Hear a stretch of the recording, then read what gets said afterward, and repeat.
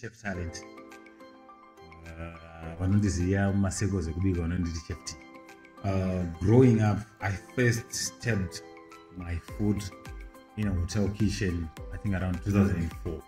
So today, ndiri as a fundamentals of catering business in fine dining. Fine dining, yatova from Nini as a chef who specializes in fine dining, and as a general chef who's been in the industry for quite some time.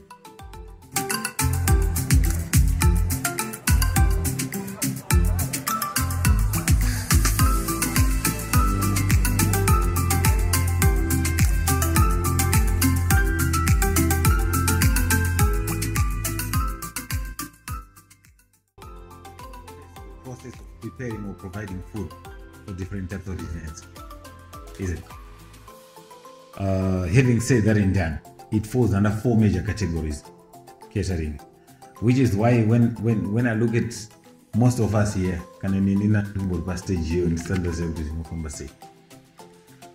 caterer arikuda kunzi anoita wedding, ada kunzi anoita birthday parties, ada kunzi anoita corporate functions, ada kunzi anoita 15-20 type of events, which is cool. Kana chisikwanisa, it's okay. But here is my point. I strongly believe as a caterer, find your area of expertise, where you feel that's where your strength is. Right? Three former categories of catering, 4 major categories. Everything else then falls under the 4 major categories. Right? Tine corporate catering. Corporate catering, we're looking at catering for companies and businesses, which means whatever whichever catering you know, there's a catering, you know, in fall just under corporate catering, my businesses and my companies, right? In a social event catering, my birthday parties, my weddings, my engagement parties, and everything. Just as they fall under social event catering. In a concession catering, this one, it provides catering for like annual events. Back in the days, I'm sure and Chef Chris and Chef Ken, you would know. Tangatini announced my Interbank, my inter-insurance companies, SAY, the 4 under concession catering. Because we're looking at a major event, maybe my banks are with my competition and everything, maybe my insurance companies, maybe my funeral companies, Doves, Nyaradzo, Moonlight, what, when my competitions are. And then the 4th one is fine dining. That's what I'm into. In any chef team, I then decided to zero down on fine dining. But when I look at us here, probably we want to feature in all my caterings. You can only be in one category at the same time. If you don't want to mess up whatever you know. So let me give an example. INSCO. I'll give an example here. INSCO is a catering company. INSCO, you're gonna go in more catering industries. INSCO.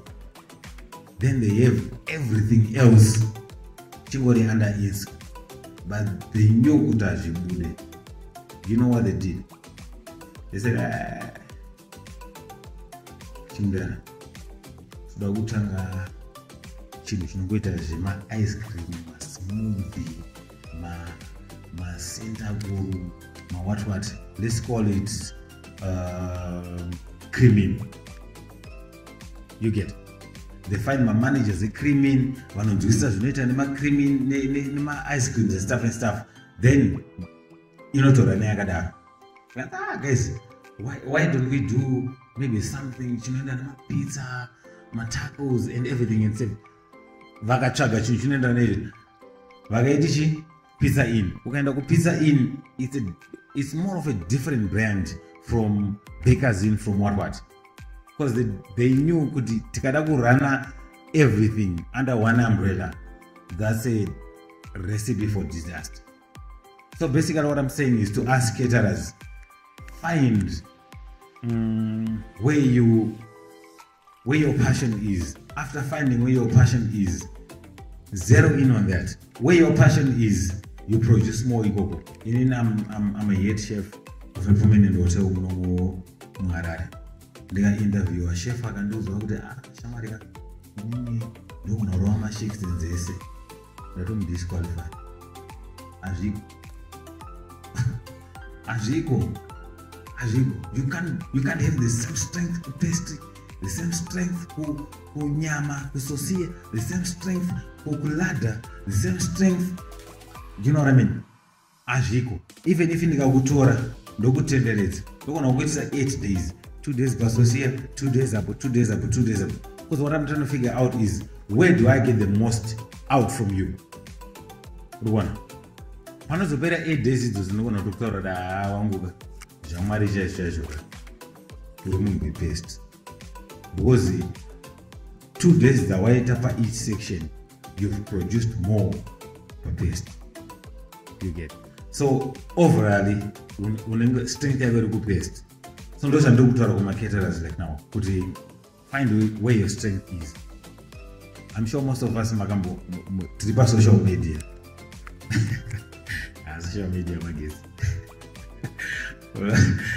Munhu anoita picture ikeke rake bo kana chikafu chake bo obva atirigeni unoenda kuna ketara obva asimbisa shamari keke anorigona zvekudaro chikafu ichi ndochigona zvekudaro iweekend iyo musi wetuesday client yadzoka kusocial media guys picture yaizvo zvandaida ndeizvi zvandakagadzirirwa ndeizvi. You know what I mean?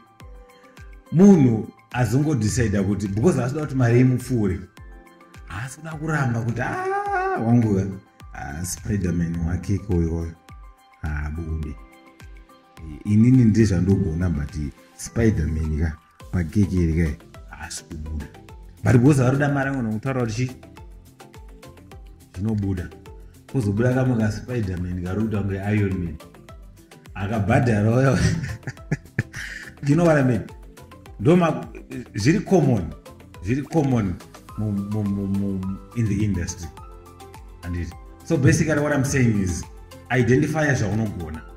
Stick to that. In my business partner, I'll give an example. Last Sunday, a very prominent business person, political person who occupies a very influential political position through their secretary or their spokesman, whatever.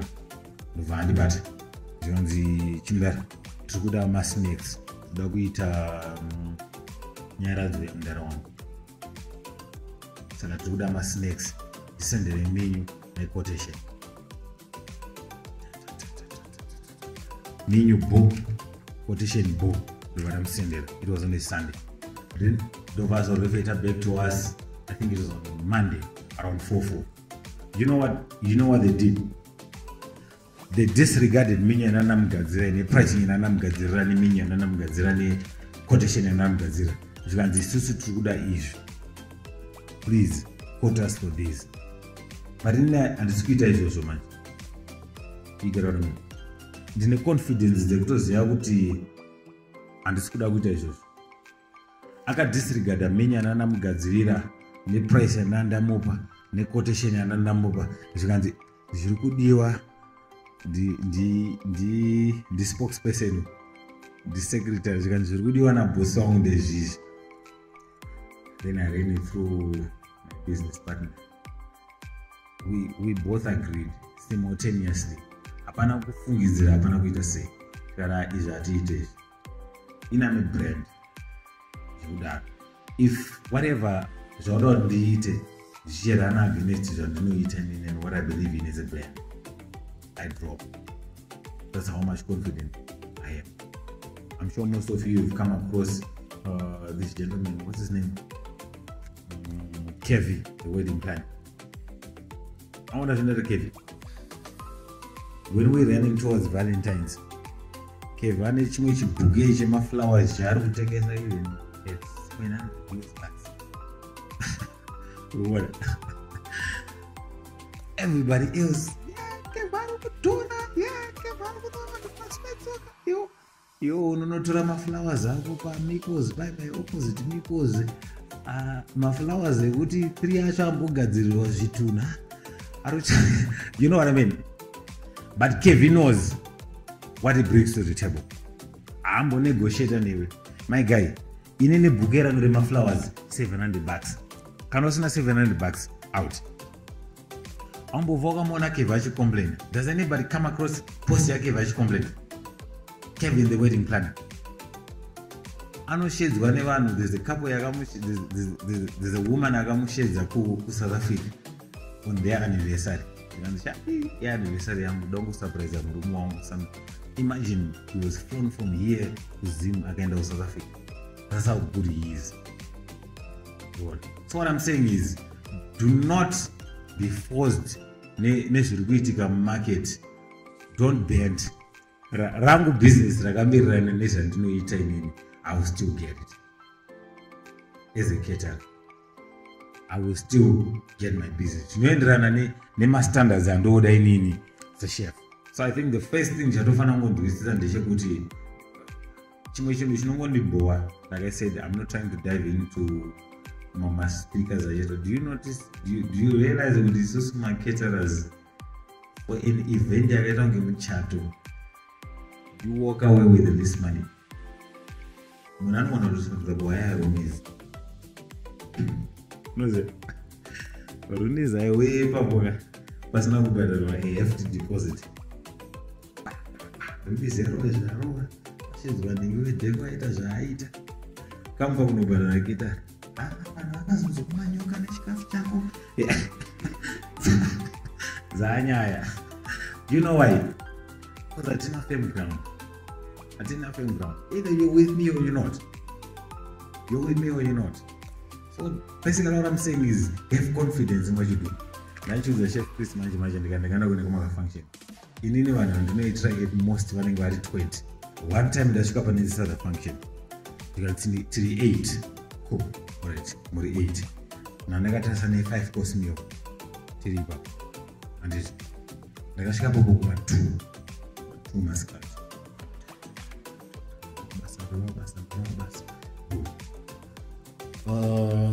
Pakazopinda mumwe musikana amerikana muchimuziva vanotamba kusocial media. There's a bar lady anonzi and who goes by the Beverage Whisper to social media. Akasvika kuma 5. Dina randai 7 nerangarira 7 kuenda ndasvika kuma 2. Do you know kuti patakapedza kuseva vanhu ivavo musikana akaenda ari $80 more than another charge. I'm going to save maybe 2.5 hours most. I'm not saying she barring, she bartending, she don't find cheap or the chef. What I'm saying is the ability to recognize Ja'ari is a bar woman.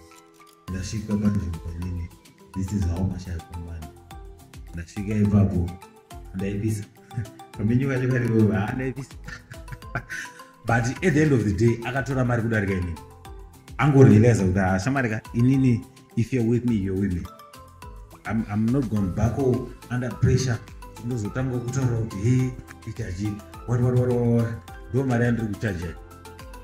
Then nditona zveshowa kuti so tiri kutaura nemusikana now ndakutoona manaka something is amiss here. I'm just trying to find out stuff from here. Inini ndakasvika nemoti yangu yandanga ndisina kujuisirwa ndajuisa ndega. Chikafu changa chiri chavo. There comes the Beverage Whisper. Doro wanga watenga vega. Zvekuri dheni kuti wanga watenga vega. Kumusvitsa panzvimbo wakamubhadharira taxi nekumuzorera. Akangoenda ari $80 more than yandanda chacho. It was an awakening point. Nazo research deep into catering industry. Ndichinangoita find out kuti tozvifambisa sei. I then discovered that branding and this in as much as I look like a brand. But and this you know what's your brand? What's your brand? I'll tell you what's your brand. Your brand is what you will tell people after wamusave because ndozvitaunza vanhu kwavo. You get? No matter how good you look as a person and stuff, but kana chawabikira munhu chakadhakwa anoenda ngoti gentleman do you think you're going to get more people? No.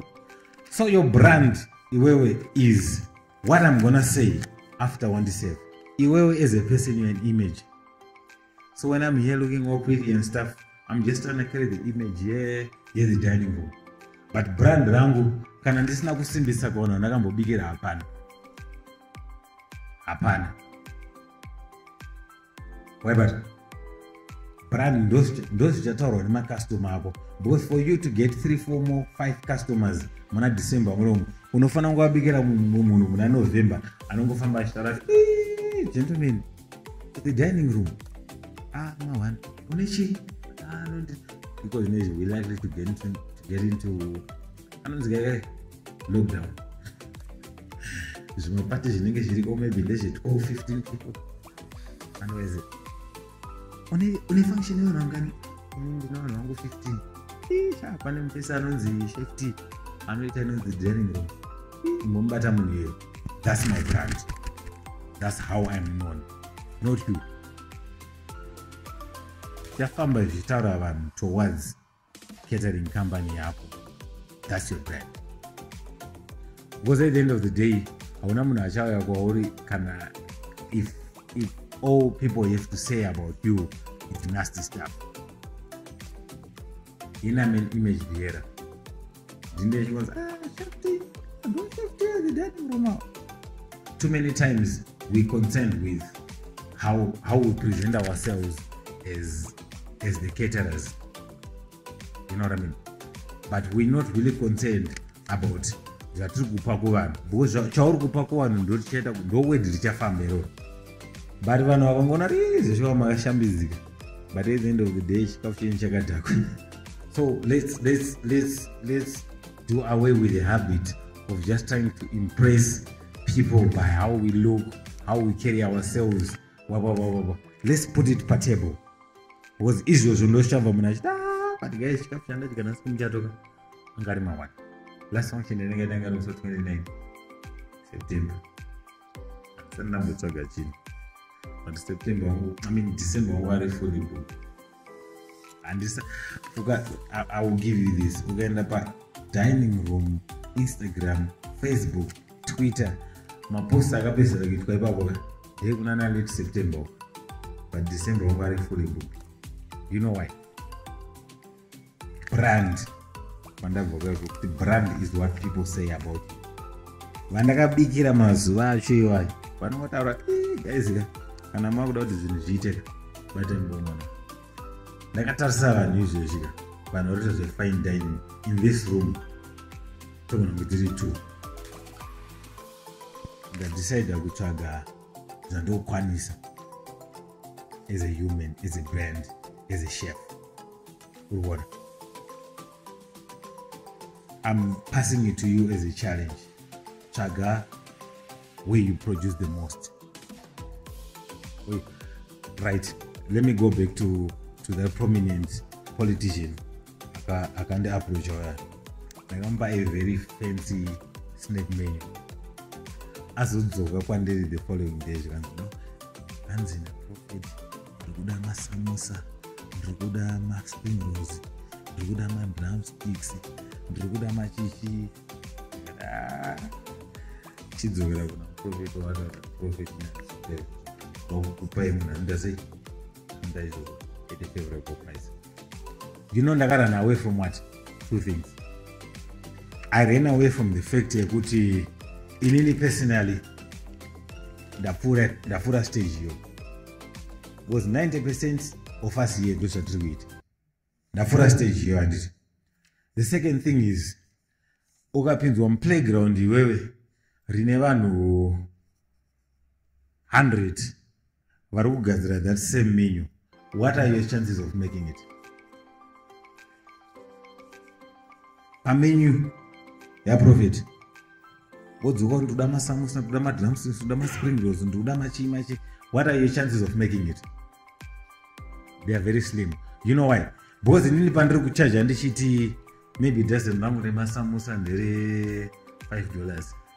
There's always somebody in the market that will charge $2. So I would rather save myself stress here with, oh God, there's a rules and function here. You know, don't save from stress here. This is not me. I'm not saying my snakes why I got shatter, but what I'm trying to look at is the competition in the industry with regards to that type of cuisine. So I'm just saying, identify where it brings out the most from you. Problem ya tini yasema kita razmoza ndegutishi doji ziyajesi. Doba ya barozi kurusuwa makeke mamwaninga kita zaninga kita zaja gesti ishi complain. Kana wasina shawar kuziya ngoti ndipi. Uvo onona kenisha unarada madizeti. So. But I'm not trying to market Kenny. I'm not trying but I'm saying kuti connection yatina usually. This is the crux of this convention yatina yene. Usavimbise, don't overpromise guests kuti ndozvikwanisa usingazvikwanisi. But kana uchikwanisa kuziya kuti iwewe unogona kudya naye, rivimbise guest kuti ndozvigurisa. Wendota shaka guest iri ndozvariri kudai. Zviri kuda zvakadai zvakadai so. What's your charge? Udzokera ne guest.